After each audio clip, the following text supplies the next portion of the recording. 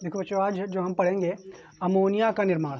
ठीक, अमोनिया जो है उसके बनाने की कई विधियां होती हैं, लेकिन हमें जो यहाँ पे पढ़ना है ये है औद्योगिक विधि अमोनिया के निर्माण की। एक प्रयोगशाला विधि होती है, लेकिन ये औद्योगिक विधि है और इसके द्वारा हम बहुत सारी अमोनिया जो है उत्पन्न की जाती है। और ये औद्योगिक विधि का नाम है हैबर विधि। क्या नाम है? हैबर विधि। तो अमोनिया निर्माण की हैबर विधि या औद्योगिक विधि जो है वो हमें पढ़ना है यहाँ पे। ठीक, समझ पा रहे हो? और ये बहुत इंपॉर्टेंट है, पेपर में बनाने के लिए बहुत ज़्यादा आता है। तो देखो क्या होता है, सबसे पहले आप समझो, अमोनिया बनाने के लिए हमें क्या करना होता है? नाइट्रोजन का सूत्र होता है N2। इसके बाद हाइड्रोजन, इसका सूत्र होता है H2। ठीक है, इन दोनों को ले करके इनमें क्रिया कराई जाती है। क्या कराया जाता है बच्चों? इनमें क्रिया कराते हैं। देखो इधर, जब क्रिया कराते हैं तो इस तरफ इन दोनों से क्रिया कराने में क्या होता है, इस तरफ हमारा अमोनिया बनती है। क्या बनती है बच्चों? अमोनिया का सूत्र होता है NH3। क्या बनता है बच्चों? NH3।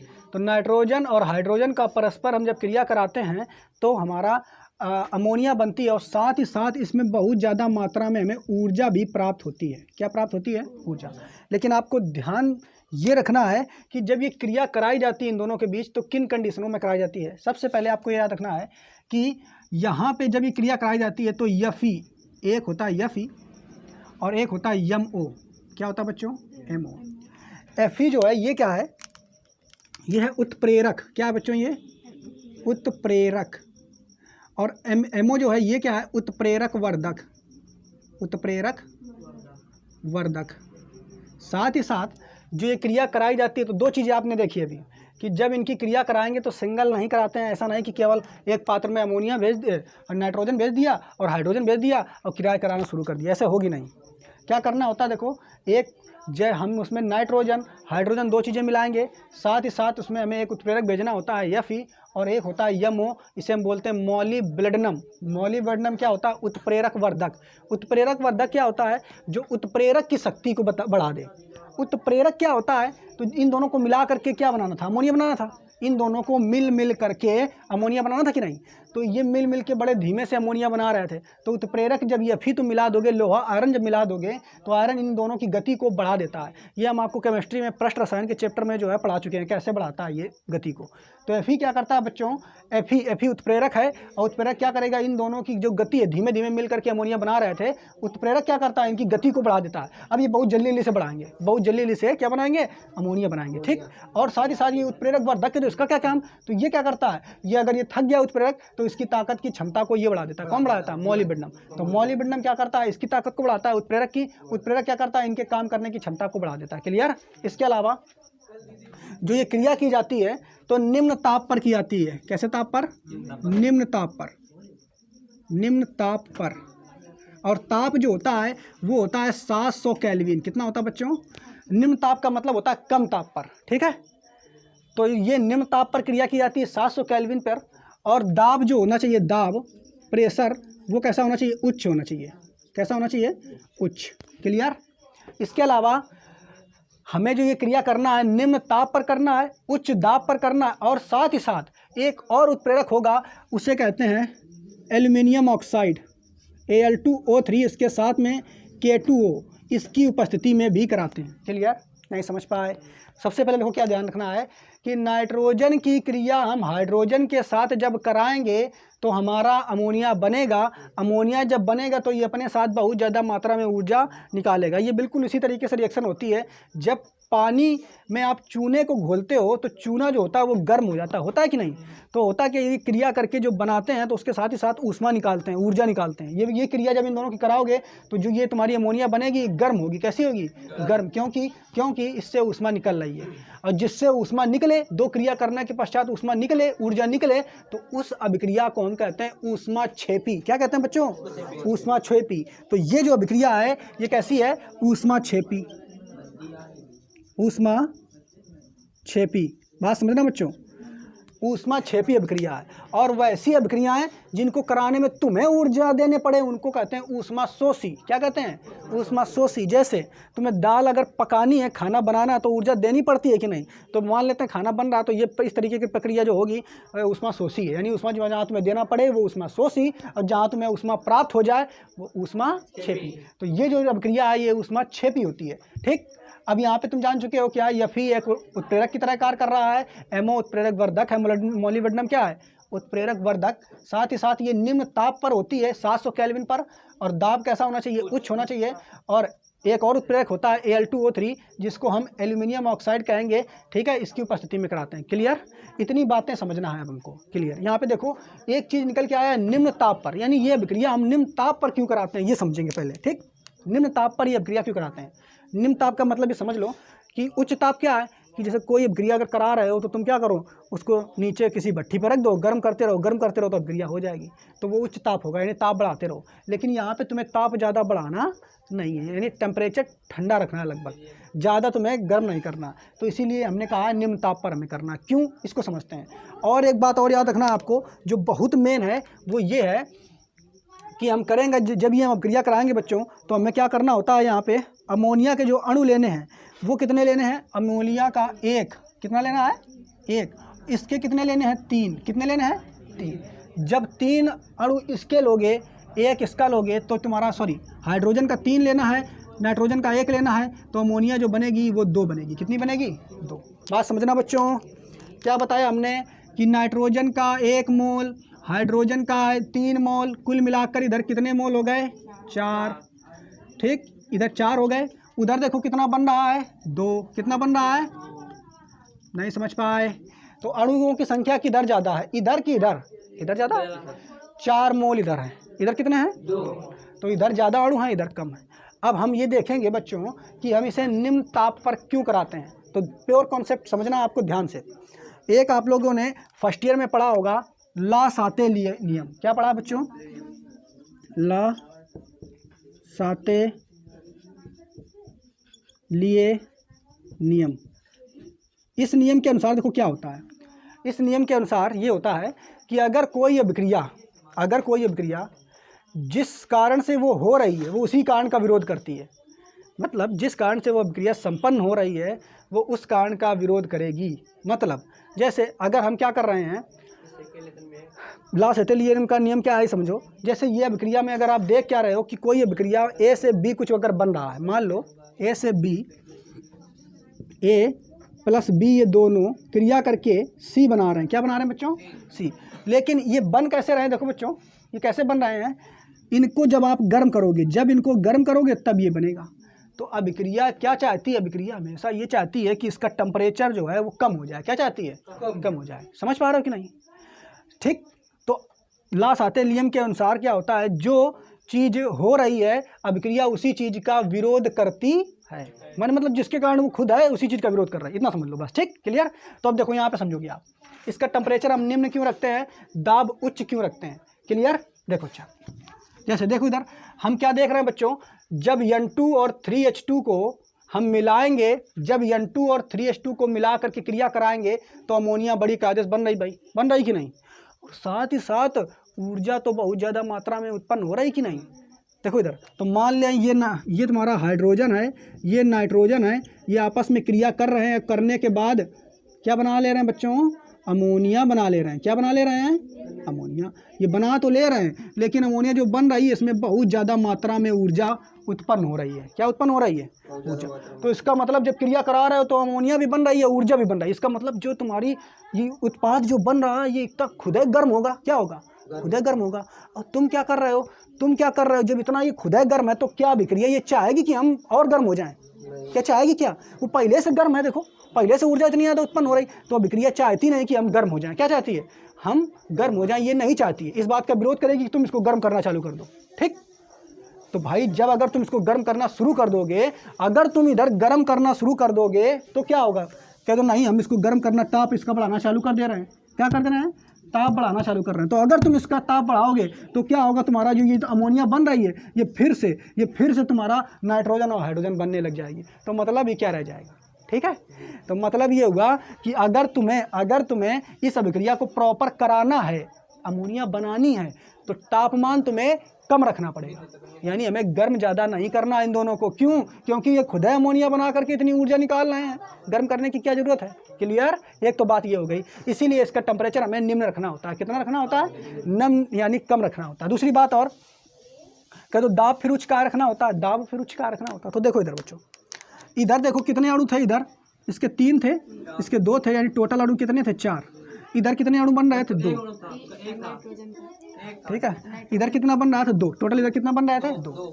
अच्छा ये बताओ, किसी अगर पात्र में हम ये अभिक्रिया करा रहे हैं तो ये 4 अणु ज़्यादा दाब उत्पन्न करेंगे कि ये 2? बताओ भाई, 4 अणु ज़्यादा उत्पन्न करेंगे दाब। क्यों? क्योंकि एक टंकी में अगर मान लेते हैं 4 लोगों को भर दें, तो चार चीज़ों को अगर भर दें तो वो क्या, वो ज़्यादा दबाव डालेंगे इधर उधर। बात नहीं समझ पा रहे? जैसे ये टंकी है, देखो इधर बच्चों, ये टंकी है, इस टंकी में हम 4 गैस के अणु रख दे रहे हैं। कितने? 4, 1 2 3 4। अब गैस के अणु क्या करते रहते हैं, हमेशा इधर से इधर, इधर से इधर घूमते रहते हैं। तो ये ज़्यादा टक्कर मारेंगे कि ये दूसरी टंकी उतनी बड़ी है, इसमें 2 हैं, ये ज़्यादा मारेंगे? बताओ। 4 वाले ज़्यादा टक्कर मारेंगे। कितने मारेंगे? 4। और 4 वाले ज़्यादा टक्कर मार रहे हैं, 2 वाले कम टक्कर मार रहे हैं। समझते रहे ना बच्चों? तो 2 वाले कम टक्कर मार रहे हैं, 4 वाले ज़्यादा मार रहे हैं। अब अभिक्रिया देखो क्या चाह रही है, अभिक्रिया इधर क्या जा रही है, उधर, इधर से जब उधर जा रहे हैं तो दाब क्या हो रहा है, घट रहा है। दाब क्या हो रहा है, घट रहा है। यहाँ दाब घट रहा है। तो अभिक्रिया अगर दाब घट रहा है तो तुम दाब अगर कम करोगे तो फिर से तुम्हारा क्या बनेगा, ये दाब अगर तुम, देखो बात समझना, उत्पाद जब बन रहा है तो दाब तुम्हारा घट रहा है, तो लासाते नियम के अनुसार क्या होता है, दाब घट रहा है, मतलब अभिक्रिया ये चाहती है दाब बढ़ाओ। क्या चाहती है, मतलब लासाते नियम ये कहता है जो अभिक्रिया हो रही है वो जिस कारण हो रही है उसी बात का विरोध कर रही है। तो यहाँ दाब क्या हो रहा है, घट रहा है। दाब क्या हो रहा है, देखो पहले 4 था, अब कितना रहेगा 2। तो दाब जो है वो घट रहा है। अगर घट रहा है तो हमें क्या करना पड़ेगा, दाब को बढ़ाना पड़ेगा। क्लियर? तो इसीलिए जो ये अभिक्रिया होती है वो निम्न ताप पर कराना पड़ता है, और दाब कैसा होना चाहिए, उच्च दाब होना चाहिए। क्लियर? समझ पाए कि नहीं? तो बिल्कुल प्योर कंसेप्ट बिल्कुल आपको समझ में आ गया होगा कि अभिक्रिया में नाइट्रोजन का 1 अणु और हाइड्रोजन के 3 अणु आपस में मिलाएंगे और इनको निम्न ताप पर, उच्च दाब पर, किसकी उपस्थिति में, Fe उत्प्रेरक की उपस्थिति में तथा मोलिब्डेनम उत्प्रेरक वर्धक की उपस्थिति में जब हम कराते हैं तो क्या बनता है, हमारा अमोनिया बनती है, और साथ ही साथ क्या उत्पन्न होता है, ऊर्जा उत्पन्न होती है। क्लियर?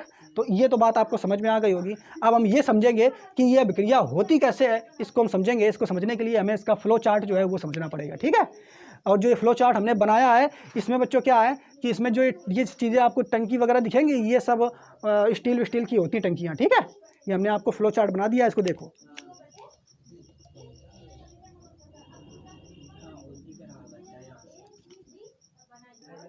देखो बच्चों, अब देखो यहाँ पे हम क्या देखेंगे, किस तरीके से यहाँ पे ये फ्लो चार्ट हमने बनाया है और किस तरीके से अमोनिया का निर्माण होता है, ठीक है बच्चों। तो देखो इसको ध्यान से आप समझोगे। हम क्या करते हैं, ये 2 नलियाँ हैं, ठीक है, ट्यूब लाइन हैं, ये पाइप लाइनें हैं। इसकी इस सिरे से हम क्या करेंगे, N2 को भेजेंगे। किसको भेजेंगे, नाइट्रोजन को। इधर से हम प्रवेश कराएंगे H2 को, हाइड्रोजन को। क्लियर? नाइट्रोजन के कितने अणु हैं, देखो इधर 1, हाइड्रोजन के कितने हैं, 3। तो इस तरीके से हम भेज देंगे। आप यही केवल लिख दो N2 और H2, ठीक। इधर से नाइट्रोजन, इधर से हाइड्रोजन। अब ये दोनों जब जाएंगे तो एक ये कक्ष है, ठीक, ये कक्ष है संपीडक। संपीडक क्या करेगा, इसका और इसका दाब बढ़ा देगा। क्या करेगा, दाब बढ़ा देगा। चूंकि हमें दाब कैसा चाहिए, उच्च दाब चाहिए ना, तो संपीडक में दोनों ही चीज़ें जाएंगी। देखो ध्यान से समझते रहना कैसे जाएंगी। संपीडक में जाएंगी, ये दोनों होते हुए इस संपीडक में आएंगी, और संपीडक क्या करेगा, इनका दाब बहुत प्रेशर, जैसे आप देखते हो ना वो जिससे मोटरसाइकिल धोई जाती है ना, उसमें प्रेशर कितना ज़्यादा होता है, तो उसी तरीके से इन दोनों का ये चूँकि धीमे धीमे आ रही थी और यहाँ से इनका दाब बहुत ज़्यादा बढ़ जाएगा। दाब कैसा हो जाएगा, अब दाब उच्च हो जाएगा, तब यहाँ से ये फिर क्या इसमें जाएंगी, और इसमें होते हुए ये एक कक्ष है, इसे कहते हैं उत्प्रेरक कक्ष। क्या कहते हैं, उत्प्रेरक कक्ष में दोनों आएगा, नाइट्रोजन और हाइड्रोजन दोनों आएंगी। उत्प्रेरक कक्ष में पहले से ही इसका टेम्परेचर रखा जाता है निम्न, यानी 700 केल्विन रखा जाता है। कितना रखा जाता है, 700 केल्विन इसका टेम्परेचर रखा जाता है। और इसमें दोनों आते हैं कौन, ऊपर नहीं जाएंगी। ऊपर क्यों नहीं जाएंगे इसको आप समझोगे, अभी बताएंगे इसको, ठीक है। ऊपर नहीं जाएंगी, गैस इसमें आएंगी और इधर से चली जाएंगी, ठीक। इसमें क्या होता है बच्चों, तो इसमें नाइट्रोजन और हाइड्रोजन है। कौन है, नाइट्रोजन हाइड्रोजन दोनों आएंगी। और इसमें क्या करेंगे, ये भी कच्च स्टील का वगैरह बना होता है पात्र, और इसमें क्या होगा, इसमें नाइट्रोजन और हाइड्रोजन दोनों क्रिया करेंगे। क्या करेंगी, क्रिया। कितने टेम्परेचर पर, 700 केल्विन पर। कितने टेम्परेचर पर, 700 केल्विन। यहाँ पे उत्प्रेरक आपका मौजूद रहेगा, Al2O3 भी रहेगा, और साथ ही साथ ये जो उत्प्रेरक है Fe और MO भी मौजूद रहेंगे यहाँ पे, ठीक है। ये भी दोनों मौजूद रहेंगे। तो जैसे ही दोनों आए और दोनों आपस में क्रिया कर लेंगे, कौन, नाइट्रोजन और हाइड्रोजन दोनों क्रिया करेंगे। जैसे ही क्रिया करेंगे तो बनेगा क्या बच्चों, अमोनिया बनेगी। अब यहाँ से अमोनिया चलेगी, देखो इधर बच्चों, यहाँ से अमोनिया बन गई और अमोनिया यहाँ से चलेगी, आगे बढ़ेगी, NH3 बन गई ना। लेकिन देखो 100% ऐसा नहीं है कि जितने अणु आए हैं वो सभी अमोनिया बन जाएंगे, टोटल अमोनिया नहीं बनते हैं। अधिकतर अमोनिया यहाँ से बन जाती है और बनने के बाद यहाँ से अमोनिया भी चलेगा, और जो थोड़ी बहुत बच गए नाइट्रोजन वगैरह जो नहीं बने आपस में क्रिया करके वो भी चलेंगे, ठीक, वो भी चलेंगे। समझ पा रहे हो कि नहीं। उत्प्रेरक कक्ष में क्या होता है, नाइट्रोजन हाइड्रोजन से क्रिया करता है और क्रिया करने के बाद क्या बना लेता है, अमोनिया। और अमोनिया यहाँ से निकलेगी, अमोनिया के साथ साथ जो थोड़ी बहुत मात्रा में हाइड्रोजन और नाइट्रोजन बचे हैं वो भी निकलेंगे। अब वो जब निकलेंगे तो यहाँ से इस पाइपलाइन से जाएंगे ये, और ये पाइपलाइन जो है ये टेढ़ी मेढ़ी बनाई गई है। ये टेढ़ी मेढ़ी इसलिए बनाई गई है क्योंकि हमें मालूम है जब ये क्रिया करेंगे तो ये जो कंटेनर है, ये पात्र है, ये गर्म हो जाएगा। गर्म हो जाएगा कि नहीं, क्यों गर्म हो जाएगा, क्योंकि अभी हमने बताया ऊष्माक्षेपीय अभिक्रिया है, ऊर्जा देगा। तो जब ये गर्म हो जाएगा तो यहाँ से निकलेगा बच्चों, यहाँ से ऐसा निकलेगा। तो ये जो पात्र आप नली देख रहे हो टेढ़ी मेढ़ी, ये इसलिए बनाई गई है कि ऐसे इतनी ज़्यादा दूरी तय करके जब ये आएगा तो इतनी दूरी तय करने पे जो वो आपकी अमोनिया है वो कैसी हो जाए, ठंडी हो जाए। कैसी हो जाए, ठंडी। और जो ये अमोनिया यहाँ से बच्चों आएगी, ये किस फॉर्म में होती है, तो द्रव, लिक्विड फॉर्म में होती है। किस फॉर्म में होती है, लिक्विड। समझ पा रहे हो कि नहीं, ठीक है, द्रव फॉर्म में होती है। और सारी अमोनिया जो है यहाँ पे इकट्ठा कर ली जाती है। ये तुम्हारा पात्र है, यहाँ पे जो तुम्हारी अमोनिया गई है इसको इकट्ठा कर ली जाती है। अब तुम बात करोगे अच्छा इसको तो इकट्ठा कर लिया द्रव फॉर्म के रूप में, अमोनिया को बना लिया, ठीक है, अमोनिया चाहिए था। अब जो इसमें नाइट्रोजन और हाइड्रोजन था वो कहाँ जाएगा, वो भी तो था। तो नाइट्रोजन और हाइड्रोजन होता है गैस के रूप में। काय के रूप में होता है, गैस। अब गैस होगी तो वो तो ऊपर भगती है, गैस ऊपर भगती है कि नहीं। तो गैस जो है वो ऊपर फिर से चलना, यानी यहाँ से फिर तुम्हारी जो नाइट्रोजन और हाइड्रोजन गई थी कुछ मात्रा में, N2 और H2 जो गई थी वो इधर से इसको ऊपर खींचा जाएगा। कहीं तो ऊपर अपने आप कुछ जाएगी और कुछ नहीं जाएगी, तो यहाँ पे पंप लगा है, पंप क्या करेगा, यहाँ से नाइट्रोजन हाइड्रोजन को ऊपर खींचेगा और खींच करके ये पंप यहाँ पे ला करके अब पुनः फिर इधर भेज देगा। तो ये नाइट्रोजन हाइड्रोजन का रिसाइकल हो जाएगा। क्या हो जाएगा, रिसाइकल, मतलब पुनः चक्रण। क्लियर। तो इस तरीके से बच्चों क्या होता है, हमारी अमोनिया बन जाती है और अमोनिया को हम यहाँ से इस तरीके से कर करके आप निकाल सकते हो जितनी चाहिए। ठीक, समझ पाए। उम्मीद है ये आपको समझ में आया होगा। इसके बारे में कैसे लिखना है वो हम आपको बताते हैं। ठीक, समझ में आ रहा है ना। क्लियर। रिएक्शन भी समझ में आ गई और आपका इसका फ्लो चार्ट भी समझ में आ गया। क्लियर।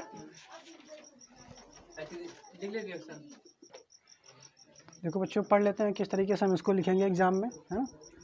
देखो लिखा क्या हुआ है, व्यापक स्तर पर अमोनिया हैबर विधि द्वारा बनाई जाती है। ठीक है, ज़्यादा अगर बनाना है व्यापक स्तर मतलब व्यापारिक स्तर पर, किस विधि द्वारा बनाई जाती है, हैबर विधि।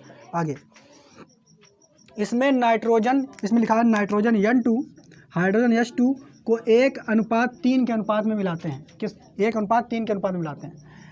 में लासाते लिए नियम के अनुसार निम्न ताप उच्च दाब पर, ठीक है, आयरन या फी की उपस्थिति, आयरन या फी तथा मोलिब्डेनम उत्प्रेरक वर्धक की उपस्थिति में उत्प्रेरक कक्षा में क्रिया की जाती है। कहाँ करते हैं क्रिया, उत्प्रेरक कक्षा में क्रिया की जाती है, जिससे अमोनिया का निर्माण होता है, जिससे अमोनिया का निर्माण होता है तथा उच्च ऊर्जा उत्पन्न होती है। ये बात बता चुके हैं, तथा उच्च ऊर्जा उत्पन्न होती है। इस कारण यह अभिक्रिया ऊष्माक्षेपी कहलाती है। कैसी बच्चे हो ये, ऊष्माक्षेपी। उत्प्रेरक कक्ष में पहले से ही Al2O3 और प्लस K2O उत्पन्न रहते हैं, उपस्थित रहते हैं। ठीक बच्चों, ये भी उत्प्रेरक की तरह ही कार्य करते हैं। आगे इसमें गुणों में ये लिख सकते हो, इसके अलावा और भी आप चाहो तो बना करके लिख सकते हो। फ्लो चार्ट में किस तरीके से आता है वो भी आप लिख सकते हो। ठीक है, इतना हमने लिखा दिया। आगे और देखो, और इसके गुण कुछ हैं। अमोनिया एक तीखी गंध वाली रंगहीन गैस है। इसकी गंध बड़ी ही तीखी होती है, समझ रहे हो ना बच्चों। और ये कैसी गैस है, रंगहीन गैस है। कैसी है, रंगहीन, मतलब इसका रंग कोई नहीं होता है। आगे यह हाइड्रोजन बंधों द्वारा जुड़ी रहती है। हाइड्रोजन बंध जैसे जिस प्रकार जल में हाइड्रोजन बंध उपस्थित होता है उस तरीके से इसकी भी संरचना अगर आप बनाओगे तो इसमें भी हाइड्रोजन बंध उपस्थित रहता है। हाइड्रोजन बंध आप फर्स्ट ईयर में पढ़े हो। उसके अलावा ये जल में विलय है। विलय का मतलब जल में आप घोलोगे तो घुल जाएगी। ठीक है, जो अविलय होगा वो जल में नहीं घुलता है। जैसे आप देखोगे जो तेल वगैरह होते हैं ना वो जल में नहीं घुलते हैं, वो सब ऊपर तैरते रहते हैं। तो ये जल में विलय है। इसके कुछ उपयोग क्या है, देखो इसका उपयोग कई नाइट्रोजनी उर्वरक बनाने में किया जाता है। तो नाइट्रोजनी उर्वरक क्या होते हैं, तो खाद वगैरह जो अंत डाले जाते हैं ना खेतों में उर्वरक, तो कई उर्वरक बनाने में इसका उपयोग हम करते हैं। क्लियर, एक तो उपयोग ये हो गया। उसके अलावा इसका उपयोग हम प्रशीतक के रूप में भी करते हैं। फ्रिज वगैरह जो होती है है ना। और कोल्ड स्टोर में भी करते हैं तो वहाँ पे फ्रीज या ठंडा प्राशीतक का मतलब होता है ठंडा जगह उत्पन्न करने में, तो ठंडी जगह उत्पन्न करने में इसका उपयोग कुछ मात्रा में किया जाता है, ठीक है, ऐसे में भी किया जाता है। क्लियर। तो ये 2 पॉइंट, ये इसके उपयोग आप 2 याद रखोगे, ये गुण याद रखोगे और किस तरीके से ये कार्य करता है वो, इसके रिएक्शन और इसका फ्लो चार्ट। ये एग्जाम में बड़ा लॉन्ग क्वेश्चन आएगा, 3 या 4 नंबर में आता है, तो इस तरीके से आप उसको लिख दोगे, ठीक है।